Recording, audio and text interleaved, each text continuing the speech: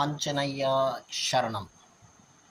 எதுனா ஒரு ஜாதகத்தில் ராகு வந்து லக்னத்தில் உட்காந்துருக்காரு. 12 லக்னம், அதில் எதுனா ஒரு லக்னத்தில் உட்காந்துருக்காரு.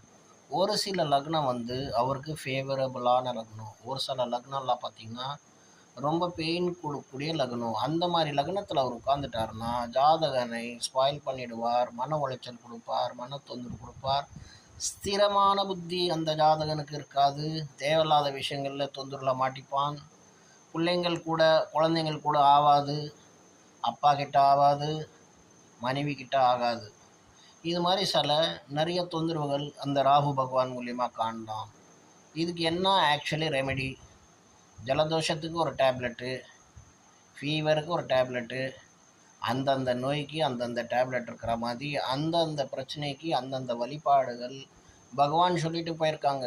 கர்மத்தை கர்மம் மூலியமாக வெல்லலாம். என்ன கர்மம் செஞ்சுட்டு வந்தாயோ அந்த கர்மத்தை நீங்கள் வெல்றதுக்கு உங்களை வந்து பகவான் வந்து கர்மலோகத்துக்கு அனுப்பிச்சிருக்காரு. ஸோ கர்மம் உங்கள் கையில் இருக்குது, பலன் உங்கள் கையில் கிடையாது. ஜெய் ஆஞ்சநேயா.